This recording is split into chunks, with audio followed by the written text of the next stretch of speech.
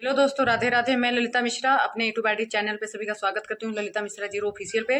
आइए आपको एक कहरवा गीत सुनाती हूँ। गाने का कड़ी है मजा मारे मोर बलमुआ बजाए बसुड़ी। तो ना देर करते हुए चलिए सुनाते हैं। अरे नदिया किनारवा बोवई मासुड़ी, नदिया के छोरवा बोवई मासुड़ी, माजा मारै मोर बल मावा बजावई बांसुड़ी, माजा मारै मोर बला मुआ बजावई बांसुड़ी, बजावई बांसुड़ी हो बजावई बांसुड़ी, माजा मारै मोर बला मुआ बजावई बांसुड़ी।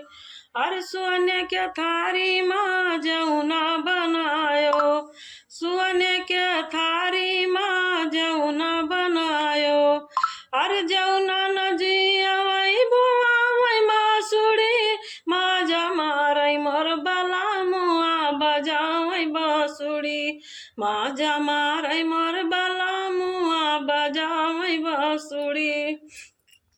झांझरा गेड़ुआ गंगा जल पानी, अरे झांझरा गेड़ुआ गंगा जल पानी, अरे गेड़ुआ न घूटाई बोवावई बांसुड़ी, माजा मारै मोर बला मुआ बजावई बांसुड़ी, माजा मारै मोर बला मुआ बजावई बांसुड़ी। नदिया के छोरवा बोवई मासुड़ी, नदिया के छोरवा बोवई मासुड़ी, माजा मारै मोर बला मुआ बजावई बांसुड़ी, माजा मारै मोर बला मुआ बजावई बांसुड़ी।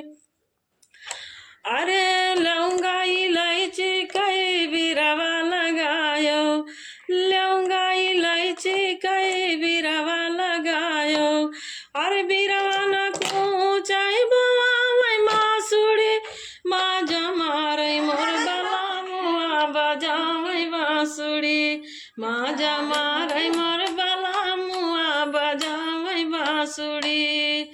अरे गद्दा गलाइचा कई सियाजा लगायो, अरे सियाजा सुपियादा गलाइचा लगायो, अरे सजिया न सुताई बोवई मासुड़ी, माजा मारै मोर बला मुआ बजावई बांसुड़ी, माजा मारै मोर बला मुआ बजावई बांसुड़ी।